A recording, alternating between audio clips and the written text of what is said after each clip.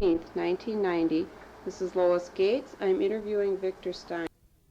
Yeah, the first thing I want you to do is tell me when you went into the service. November of 1942, early in November. I don't know the exact date even offhand. Okay. Where'd you go when you went in? Fort Snelling. Were you drafted? Drafted. Okay. I tried to enlist in the Air Corps, and I passed everything except the physical. I had tachycardia. My pulse was always too fast, so they wouldn't take me. Okay, so then was that right before this? Oh, that was about 6 months or 8 months before. Okay, so then you just waited and then they drafted you. Well, then I tried to get in the Signal Corps, and I passed all the tests and everything, but I was drafted before that thing came through, so then I was drafted. Okay, so you ended up in the Army. Yeah. Okay, where'd you go from Fort Snelling? I got into Signal Corps. They put me. They put you where you wanted to be. We went to Sacramento, California. I forget the name of the camp even now. And we only stayed there about a month of basic training. And then we went to Newark, New Jersey, radio school, radio repair. We were there 13 weeks. And from there we went to Camp Murphy, Florida, where we studied radar, airborne radar. And that was another 13 weeks about. Then I was supposed to get a 14-day leave en route to the next place, but they canceled. When my class graduated, they canceled that. So we had no leave, so we went to the beach every day down there for 14 days. They didn't know where to put us in. That was probably about, what, the middle of 43? Summer. Summer 43 yeah. When I graduated from, about June, and then I stayed there till July sometime. You went to Italy in July? How did you go? No, we went to North Africa first. North Africa. Yeah. In July. Did you go across? Did you fly across? No. Convoy. Convoy. They said it was the biggest convoy up to that time. I don't know if it was or not, but there were ships as far as you could see in every direction. So. Where did you land in North Africa? Bizerti. Wherever that is, huh? Dirty Gertie from Bizerti. It's not too far from Tunis. And everything was pretty well shot up there when we got there. On the way over, we had, the Merchant Marine were on the ships, and they were always hoping to get a submarine attack or something, because they got double pay, I guess it was, if they did. And they said it was a practice, and afterwards they said no, and that's what they told us, but I guess it was an attack because they dropped depth charges right along our ship and everything, So they were real happy about that. We weren't exactly happy. Not exactly happy yourself. What kind of ship did you go across in? It was a sister ship to the Mora Castle. Was it a big one? Well, or was the Mora Castle was a fair-sized ship, yeah. There were over 5,000 people on board. And we had fire drills, and the whole thing looked like it was all steel, So why have fire drills? And that's why they told us. In fact, the plate on it said the sister ship to the Mora Castle. And that, of course, burned, and several hundred people were killed in the fire some months before that, or a couple of years before that, I guess. So is that a converted? It was a converted passenger ship made that was used for troop transport. We were way down in a hold where the baggage would ordinarily be, just on bunks, How'd you like going across? Was that big ship? Or wasn't too much of a problem? It was quite calm. I got a little seasick once or twice, but it took us about 2 weeks to cross. For the last 4 or 5 days, I had my sea legs, and that was pretty, the waves were going up and down, and didn't bother me at all no more. How long did it take you to go across? About 2 weeks. 2 weeks. Yeah. Okay. Back to basic training maybe a little bit. What was not maybe your basic training, but your school training? What kind of what were your days like when you were in school? Well, we lived right in a hotel, and we ate at the Y. It was a Newark hotel, I think they called it, and we had very little supervision as far as the Army goes. We just went to the school, and that was run pretty much by the same people that ran it as a civilian school before that, a radio repair school. But there were a couple Army people there, but it was mainly run by the same teachers that were there before the Army ever got in there. And that was a 13-week course. And then we'd maybe have one day a week where we'd do drilling for a half hour or something like that, so we knew we were in the Army yet. Okay. All right. While okay. I was in going to school there, then my sister Phil and her husband Frank DiGiacomo were on Governor's Island, and he was Frank was a major at that time, I think, and he was in charge of assigning the graduates from the school to the next place, which I didn't know at the time, but I was there about 6 weeks. I went to their place almost every Sunday, and then one day Frank asked me where I wanted to go, and I said, I don't know, wherever they send me. Well, he said, that can be regulated. So I said, well, where do you think a person should be? He told me that he was in charge of this, and he said, well, there's something they call radar. He said, I don't know what it is, but it's supposed to be something, the top thing in radio, And I had never heard the word before at that time. And in fact, he said it was marked top secret then, but he told me that much about it. And so, well, I said, that sounds good, So that's why we ended up in Camp Murphy, Florida. Okay, what was that like? Well, that was a regular Army camp, and run by pretty much by Army personnel, but they had some teachers that were from MIT and things like that. And they had students there that were MIT graduates and people that had been in radio for a number of years and also rookies like myself, So what did they teach you there then at the radar school? Well, how to repair these sets, Okay. We had sets there, and we'd have to draw out the diagram the whole sets, and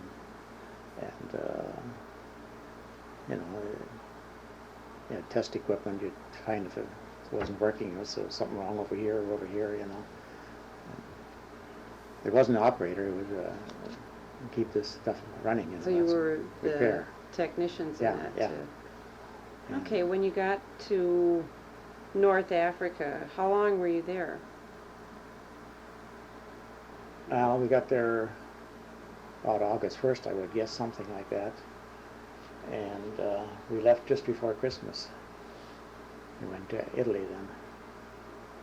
Landed at Naples. And that night we landed in the daytime, but we drove to Foggia, and we had to go in a convoy more or less too. And it was a dark night, and every second truck could have a light on. So it went pretty slow. In fact, one with the light on that ran off the road, and then so we were right behind that one. So we were held up for a little while, and the captain or somebody came and says, keep going. He says, we'll let them sit there. We're not going to stop for them. Because it wasn't too far. It was maybe, only about 100 miles from the front lines then, and planes could have come in or something, and I suppose that's what they were afraid of. I don't know. So you were stationed at Foggia then? No, I really wasn't stationed there. We stayed there a couple of days, and then we went to Cerignola, Cerignola. I think it was about 25,000 population at the time. Foggia was just about completely bombed out. Cerignola hadn't been hit too hard because it hadn't been used that much as a military.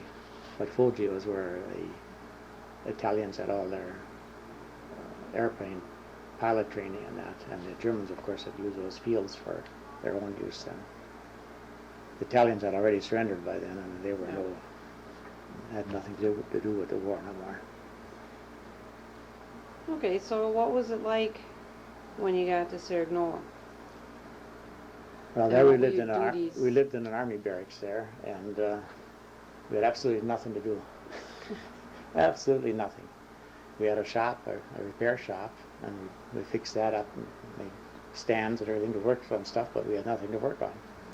And well, that got rather tiring before too long. So I asked the first sergeant if there isn't something we could do, maybe go to the bomb groups. We did a little of that in Africa already. We had nothing to do in Africa either by where our company was. But then myself and about 3-4 other guys went on leave, not leave, but we were assigned to a bomb group, and then we worked on these planes, the radar on these planes, and when they'd come back, there was some work to be done on them. But and then in Italy, here we sat and had nothing to do again, sitting and hurry up and wait, And so finally I got assigned to a bomb group, and I stayed with them most of the time I was over there then. Was that still at Cerignola then? Yeah. Was it? Well, not Cerignola all the time. We went to Gioia del Colle afterwards. And that's where the 11th went to a new signal company there. I forget what the number was even. But all the planes that came to Italy landed there first. And a lot of these, the radar on it had to be modified. Like they hoped to be able to run wires from there down to the bombardier and things, and different things we'd install there. And a lot of the radar didn't work when it came in. We had to fix it before it went out to the bomb group then. And we kept pretty busy there all the while we were there. Okay. So you worked on originally, were you supposed to be working on airplane radar? Well, that's where we got assigned. That's where to. it all Yeah, is, but yeah. It was, see, the radio that we were, it was a signal company, and most of our people were in stringing telephone wires and teletype and things like this. They were operating teletype and telephones. They operated telephones, and but I was in the radio repair and radio and radar repair, and we didn't have anything to do there. We didn't even have a shop in Africa in our company till I got out with these bomb groups, and then we started working right with the fellows that were there. And a lot of them hadn't seen any of this radar before, because it was fairly new, and so we could at least tell them what it was and how it was supposed to operate. And, so you were kind of training some of the people on the well, planes a little bit? After a while, we ended up training a lot of people. Yeah. At Gioia, there our company ran a school for a while. I was never in the teaching end of it, but some of the guys were teaching other bomb group people how these things were run, so how to use them. They could fix some things. Okay. And I was at Cerignola. I finally got called, I was supposed to get ready in a half hour, and I was supposed to be leaving to this one bomb group. And I couldn't wait to get there, so I ran in the shop and got my tools together, had a toolkit, And just coming out here, a guy comes in with a little something with the for the airplanes, their turbocharger. There's 2 tubes in there, and he asked us if we could fix that. And I said, "Well, what's wrong? Well, this tube is burned out." I said, "Well, I suppose we got all kinds of tubes there." I said, "I imagine we got a tube." So I went and looked quick, and no, we don't have no tube like that. Well, he says, there ain't any in Italy. He said, we've been all over, and there's no tubes in Italy, and that plane can't fly unless we get that fixed. The whole, a 4-engine plane was sitting there. And he said, we've got 3 or 4 in our squadron, and every squadron over here's got some sitting there. And I said, well, let me see once. And I took out my tube book. There's a book that says that this tube can be replaced by this one by changing this wire to this prong or something. I usually had to change one prong underneath just to unsolder it and hook it up to a different prong, because all those prongs aren't always used when it's all tubes like that. Mm-hmm. And all this we needed was one wire switched, and then we could use a tube that we had millions of them, And I said, well, that's all you got to do. And he said, well, can you do it? And I said, well, I got to get out of here. And I said, with another guy by the name of Cortell there, I said, Cortell, come over here. And I showed him what they wanted. Yo, I said, I'll do that. And I think by the time we left, he had it fixed. There's just nothing to it. And about a month or two, I came back, 2 months later maybe, came back, and here he had been a corporal, and here he was a tech sergeant. And I thought, geez, Costello, I said, what happened? Oh, he said,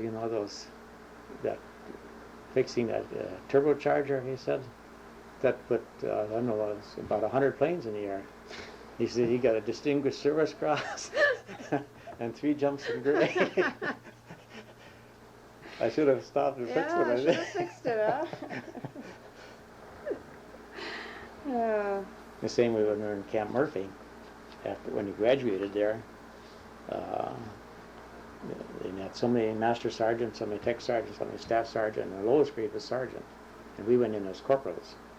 And this stuff was really easy for me because I had built radios before and stuff, and it was just up my alley, So my grades were always on top of the whole. Even with MIT guys, are still a little higher grades than they had.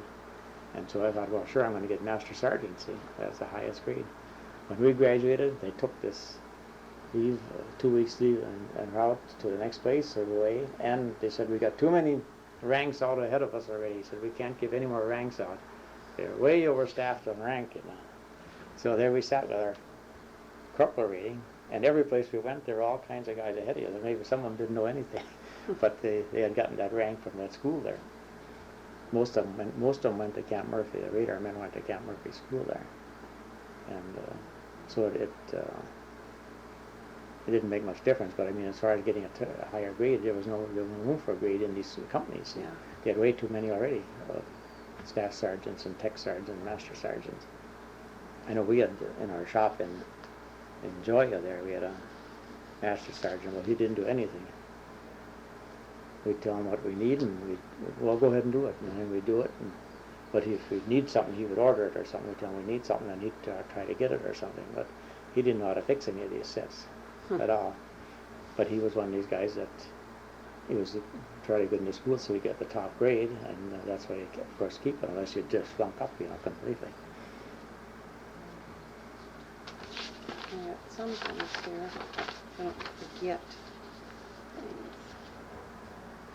Okay. When I was in Italy there, then Di Giacomo came over there too. He was in Bari, Italy, and I found out where he was, and then got to meet him there, and then later on, when we got into Rome, he was a military government, and he was the military governor of Rome, and then we went up there and visited him there too. So it's kind of just kept following him around, but he followed me. I don't know which way it went. Okay. Well, you weren't really in combat. The day we landed in North Africa, the Germans sent some planes over, and the harbor was just loaded with ships. I say that when we came over, you had ships as far as you could see, and some of them had already dropped off at a couple other ports along the way, but still a lot of them came to Bizerti there. And they said they're just reconnaissance planes, way up high they were, and they said they'll be back tonight.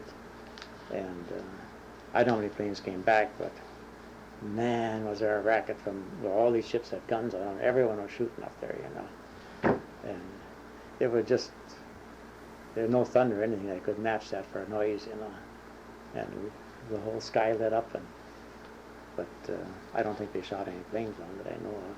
Yeah, one guy described it as just an umbrella of fire. Yeah, it was from just the ships. Yeah, and there weren't that many ships. I mean, guns or on the shore or anything like that. Although there was one machine gun that sounded like it was from here to the door away from us. The next morning we went around, we could not find that thing. No, but that one you could hear so much louder than the others.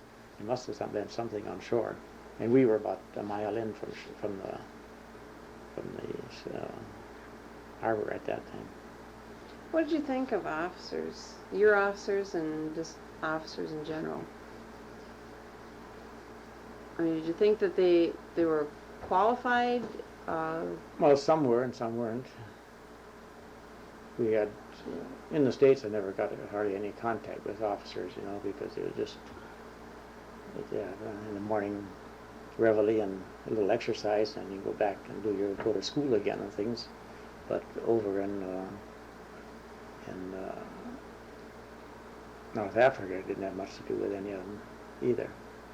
Just sat around there until I finally got with the bomb group, and then I wasn't really a part of that outfit, and I wasn't with these, so nobody really told me what to do. And I didn't have much contact with them, but afterwards we had an officer in, well, we had it in North Africa already, but it was in Italy. He was going with a nurse, and she was a captain, and he was a lieutenant only. And he was bucking to get captain, and he got a real order, you know. And they had this was in Gioia in Italy. They had a speed limit. They put a speed limit on the base, 10 miles an hour. And in third gear, the highest gear you could go. I hadn't heard of an accident, but that's what the base commander had put out. And then our CEO said, that's the one that was bucking. He said, you can't go faster than 5 miles an hour in second gear. And he was going to make it that much better, see, so he was better than that guy, and everything to make him look better than the others. And also, I think it was 30 miles on the road, and I had to go back, I had the van, I had to go get gas, and I pulled out the corner and went about 50 feet or something, and he had his Jeep souped up to 60 miles an hour, because he had to go to Tunis all the time to visit his nurse, you know. And that was 60 miles away or something. And he pulled alongside and motioned I should get over, pull over to the side. I pulled over, and he says, you're speeding. He says, I want to see you in the orderly room as soon as you get back. So went along, and there was a guy sitting there, and he says, you weren't even going 20 miles an hour. I said, I know. I said, I couldn't get 20 because there was a governor on it to control it, so he couldn't get 20. And when I pulled out, he didn't know I had just pulled out. He had come around the corner here, and I had just pulled down that road. He thought I was maybe ahead of him, and I could have been going 30 miles an hour, you know. But so I came in the orderly room there, and he said, well, he says, you were going over 30 miles an hour, he says, and you either have to get a court-martial or Article 101, what I think that's what they call it, and that would be a week's company duty, extra duty, digging a hole and closing it up or something like that. That's what one guy had, and we had to dig a hole, and then he had to close it the next day. And he says, well, you know, he says, the court-martial will be on your record, and I know you don't want that. No, I said, I'll take the court-martial. He looked at me, and he said, well, no, he says, you don't want to do that. He says, you want to, and these, he thought at least that if they would turn in enough of these, the upper ones would say, well, he's really strict on his men, he's a good man, you know. And no, I said, I'm not doing it.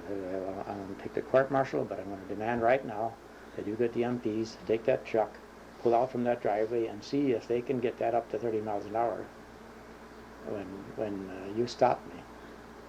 Well, he said, you don't want a court-martial. He said, you don't want that. And I says, no. I said, I'll take that. I'm not going to go take a week's extra duty. I said, absolutely. And finally, well, he said, I'll tell you what, we'll drop it right now. And you know, that guy, he couldn't be nicer to me the rest of the time I was there. Oh, he almost bent over backwards. He was so afraid, I think I was going to report him. His name was,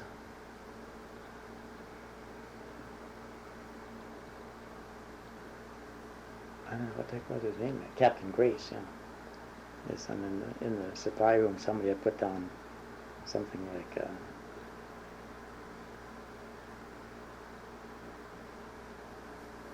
Captain Grace, son of Jesus Christ, or something like this.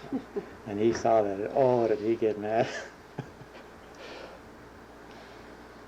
So he wasn't exactly your favorite officer, but... Well, he was actually a nice enough fellow, but he just got in his head he had a buck for captain. That's the whole thing that was wrong with him. Otherwise, he had no problem with him, really. Okay. Then we had when you were in Saragnola, we weren't there very long, but we got there just before Christmas, and we were just in an olive grove where we had our tents, and for a latrine, they just had a slip drain, see. And somebody went, instead of going in the hole, they went on the side. And you're supposed to always cover it up too. And here the captain came, and he stepped on there. And oh, did he get mad. He says, nobody can leave the base. Nobody can get a leave for any reason. And the next day or something was Christmas, and they had a big mass, midnight mass scheduled at church in Sacramento. So I told the first lieutenant, I says, I'd like to go to mass there, you know. No, he said, you can't go. So I said, well, I'm gonna write the chaplain if I can. Oh, you can't do that. I said, sure I can. So he said, well, go to church. He said, so we went to church, but then I wrote the chaplain, said that he wouldn't let us go to church, you know. And he gave the reason why and everything. And I said, I had nothing to do with it. I said, but I can see where they punish the whole outfit maybe if they want to, but I said it didn't seem right to me. And then our mail law gets censored, you know, and this lieutenant took the thing and censored. He said, you can't send that too. And I said, well, you can't censor it, and I'm sending it too, and you can't stop it. So he sent it through, and I think the chaplain was in Fuji or somewhere. And about a week later, we had a new captain. Nothing was said, nothing. So we had a new captain. And then about 2 weeks later, like I said, we had nothing to do at Sacramento until we went to the bomb group. Some of the truckers were going to go to Barrie to get some supplies and things, and I said, well, I'll go with you. And so I went along with them, and here, our captain, that was, I don't remember his name at all. That was a different captain there. He was in there, and he saw me. Hi, Stein, nice to see you. I don't think he knew my name, you know. This is the one that you'd written the letter about? Yeah. So, I don't know if he got moved on account of that or what, and maybe he did, and maybe he liked this guy yeah. too.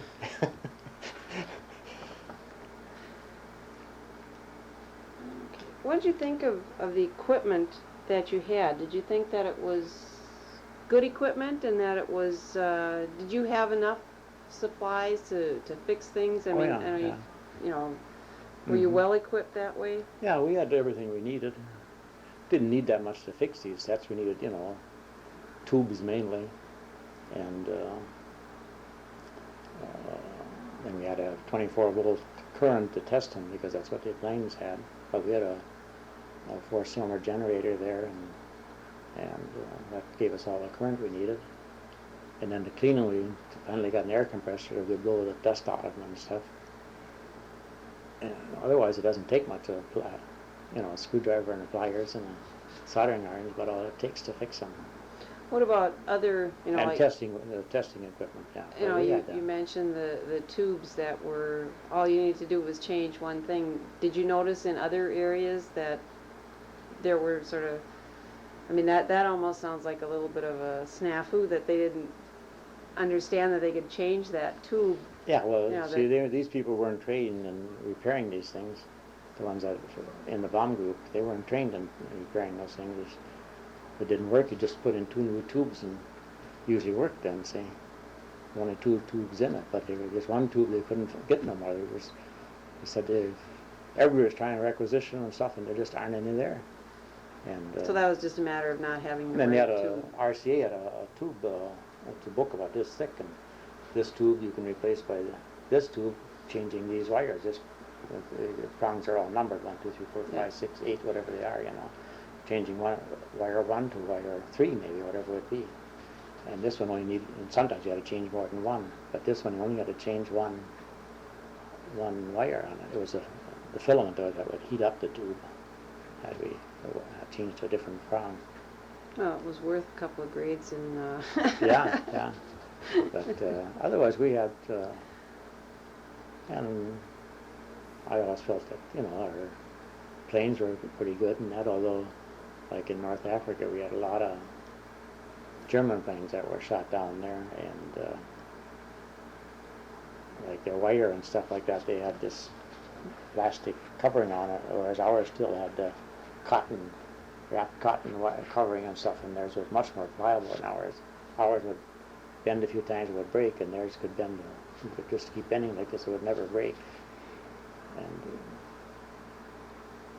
I saw one of their airplane engines, and I really never looked in the hours on it, but the cylinder walls inside looked like polished,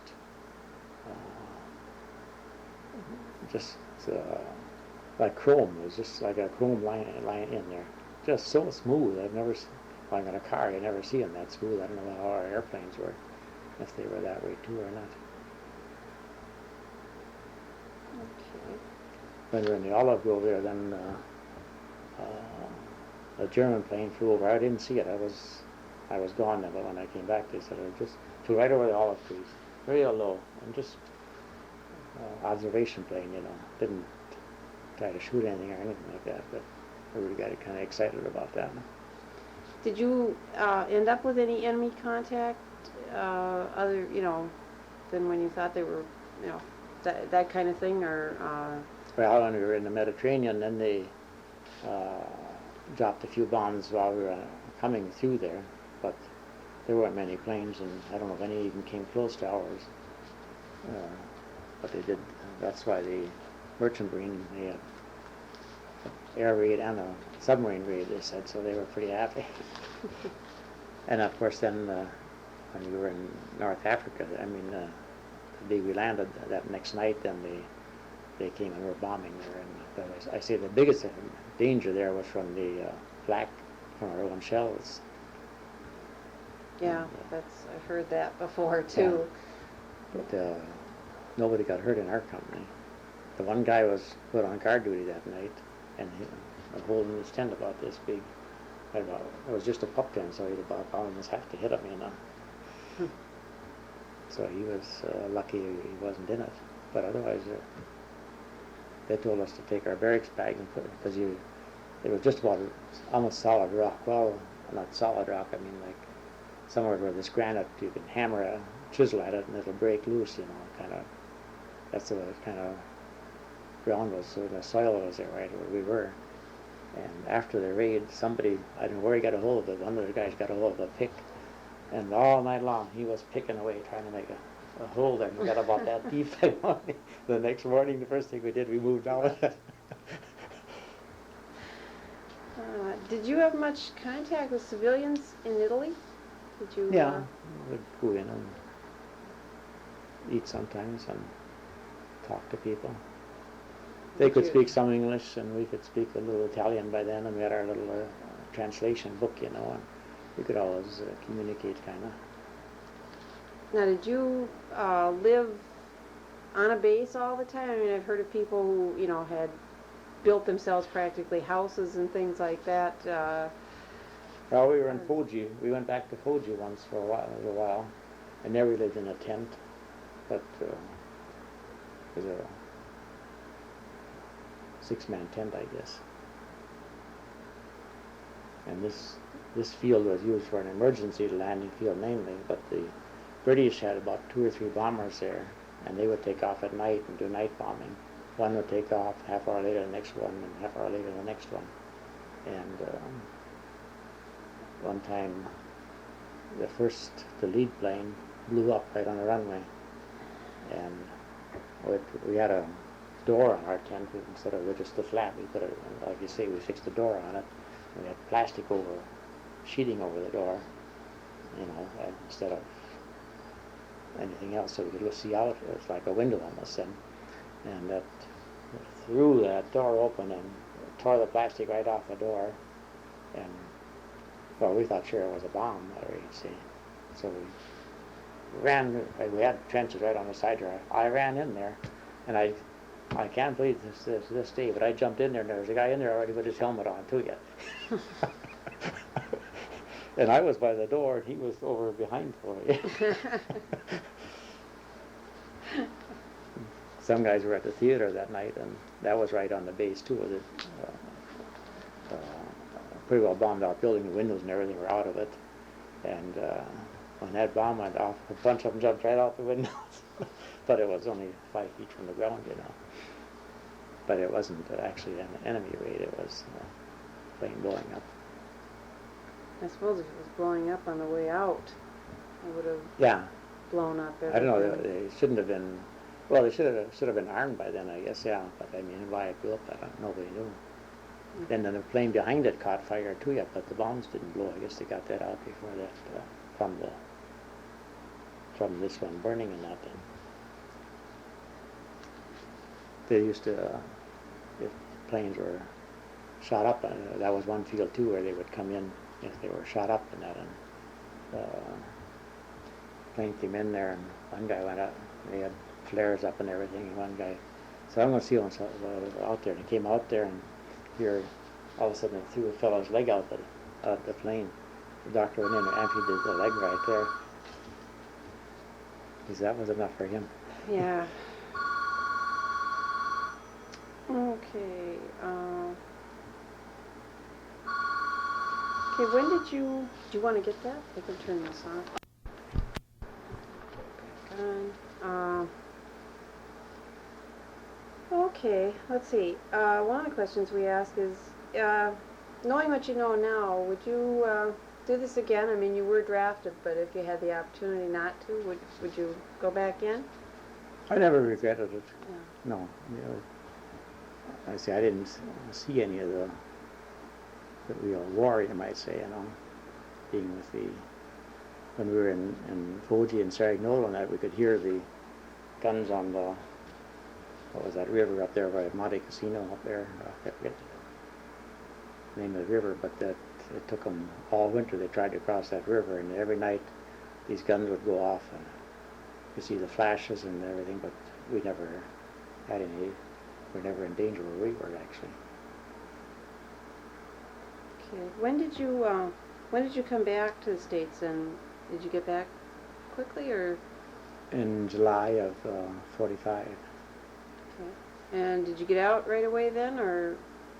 Well, we had from Italy, we had shipped all our equipment over to somewhere in the east, I think. I imagine Okinawa. I don't know. We had different numbers on there and things where it was supposed to go, but where it was, I don't know. And then we had a 30-day leave when we came home, and then it got to where we had dropped a bomb on Hiroshima there, and then I got notice that I had another 7 days, I think, leave, and then during that period the war ended. August was yesterday, the day before or something. Yeah. Just I don't remember the exact day no more, but then we went to Sioux Falls, South Dakota. That's where we were supposed to go, and from there we would have gone out to the Pacific, you know, and they just couldn't discharge them fast enough. That the camp was set up for about 25,000 people, and there were over 50,000 there, and oh, was that jacked. Then you were discharged on a point basis. Well, being with these bomb groups, we got points for like the Plesty raid and a lot of these raids. We got points. So I thought, well, I'll be one of the first ones out of here, you know. And a week or two went by and nothing happened. Other guys with less points were getting out. So I finally went somewhere and no, your name hasn't come yet. And I just wanted to check some more headquarters and stuff. Finally, you're AWOL. He said, you've been AWOL all the time. I said, well, I've been here all the time. And I was in J Company, I guess, or something, and I should have been in K Company. I don't know what it was. And so then they got that straightened out, and the next day or something, I got processed for discharge, and the following day or something, I got out there. You had to have, what was it, 105 points? Was that what it is? That's what I think I don't remember how many points you had to have, but I know, he had 155, this fella, and they weren't going to let him out either. I had enough. I know I should have been right with the first ones there, because of the time we were overseas 2 years, and then we didn't, actually participate in the raids, but we got credit for it, and that's the way it was graded. So that's why. Okay. When we were in Italy, that was when we were at Gioia there, and the Italians came in and said that there was a plane crashed in the mountains. Well, they weren't really high mountains, but they call it the mountains. And so they said where it was and everything. They sent some people up there, and there were no bodies there, none whatsoever. And about a week or maybe 3 weeks later, they found out that everybody bailed out, and I think most of them survived over in Germany. and they put this thing on automatic pilot and come within 58 miles of their field. Oh. And then it hit the mountain.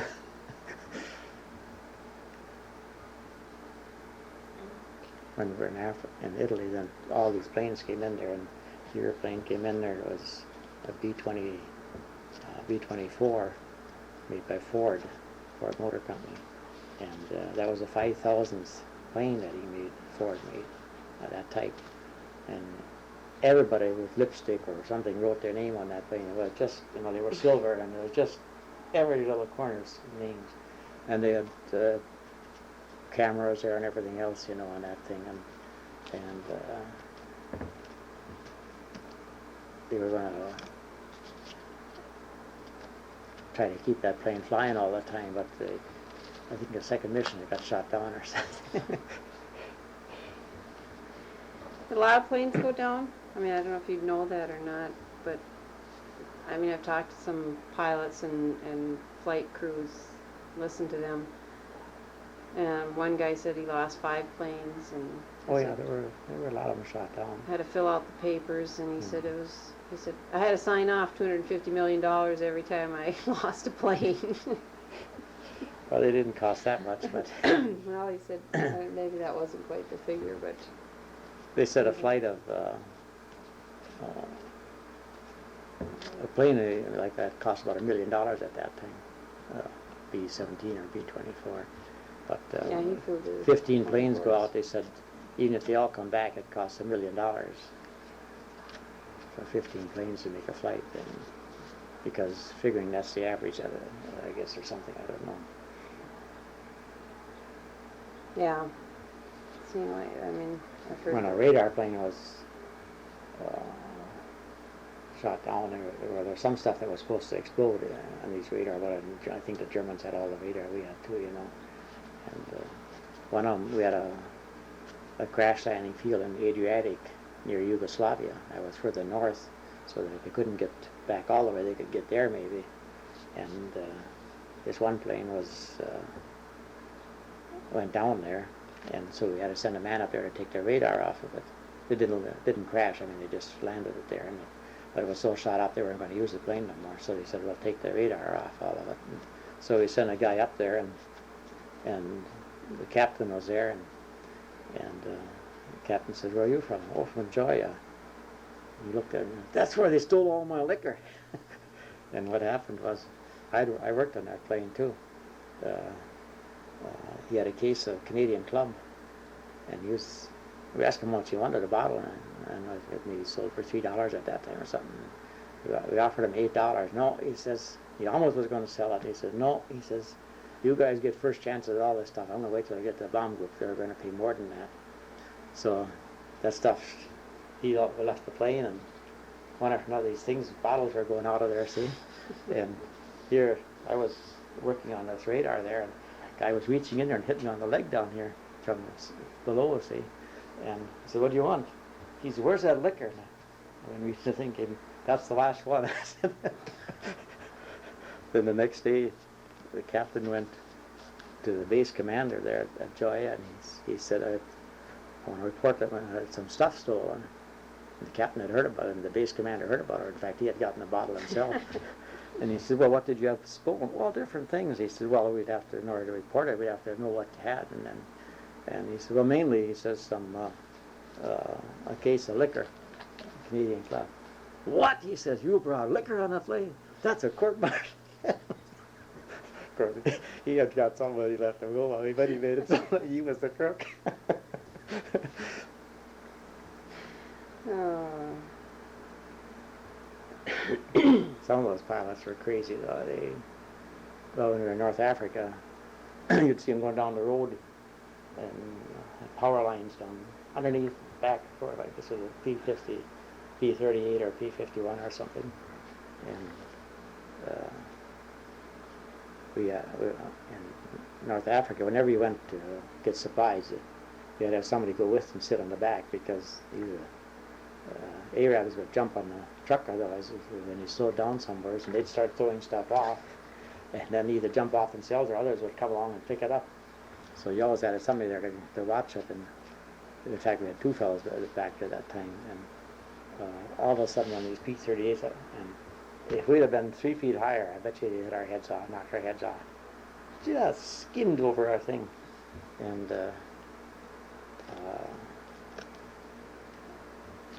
when they said about riding home, the guy says, a lot of you people are writing about these planes coming so close to hitting your trucks and stuff. And he said, I'm censoring all that. He says, because that's information that the Germans would want to know. And he said, what they're doing is they're training for, in Italy, they want to cut their supply lines, and they were just practicing flying on these trucks or trains, whatever it would be, you know. They didn't shoot, I mean, but they were practicing how to go in on it. And that thing came on us, and I say, I didn't see it coming or anything, but all of a sudden, just it came from behind there. I suppose they didn't want you to know that they were doing that, but it might have been nice to know that it was practice. Okay. We landed in New York when we landed. Came back on a troop ship too again. And a lot of people on there. Got in New York Harbor, and then I don't know even what it was to see no more. And we all ran to one side of the ship, and that thing started leaning like this. And I suppose it was the ship's captain or something, but he was screaming in there. He says, "Get back on the other side," he says, "if you don't, all the captains are ordered right away to put all their men in their own areas, you know. Get your men in your own areas." And then he hollered at his men, "Close the portholes." Water. That was the day when we came in. There was the day airplane ran into the Empire State Building. The pilot was killed. It didn't do much damage to it. It was just a small plane. Damage to the building. It didn't damage much. Okay. A question that we ask a lot of the veterans is, now you were in Italy, but we ask if, after the war, the United States was involved in a lot of recovery programs for what had...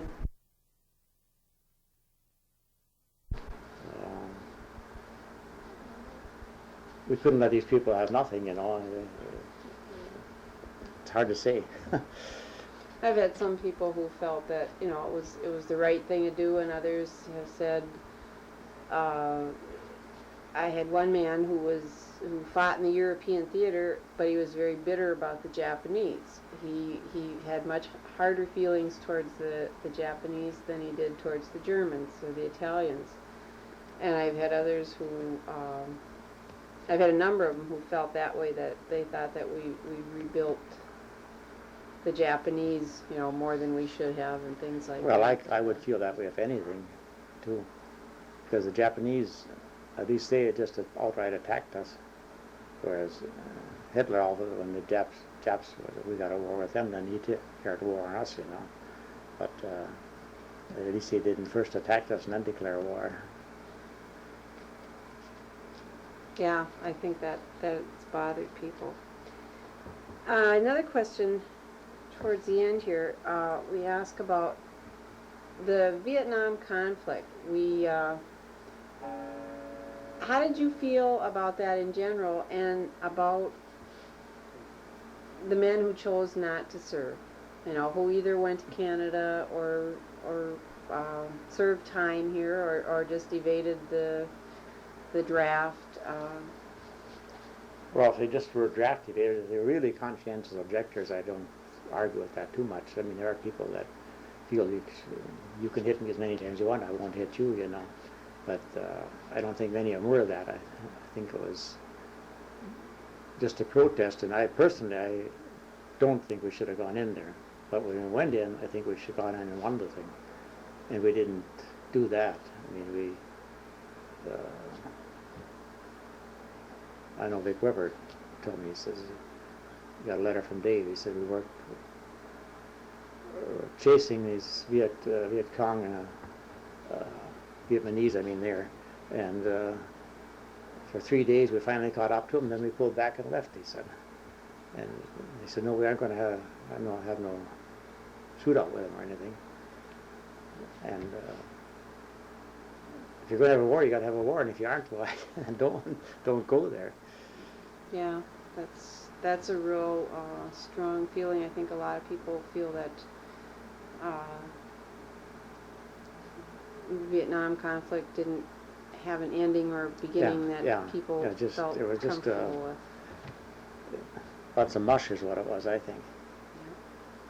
My dad always felt the same way. He says, if they want communism, let them have it. He said, if they don't like it, they'll get rid of it. And now he was seeing things 50 years ahead, or 40. Now that's what's happening. Everybody's getting rid of communism. They don't like it. And I always thought, communism isn't going to be stopped that way, but I didn't think we should go over there and stop it, and try to stop it. Well, I don't have a lot more to ask you. It doesn't, I think we've covered most of the things that we usually Did you like talk to your dad or Joe? Yeah. Or Fritz? Not to Fritz. Oh. I'm going to call him tomorrow and talk to him tomorrow. But, How much do you usually expect about somewhere usually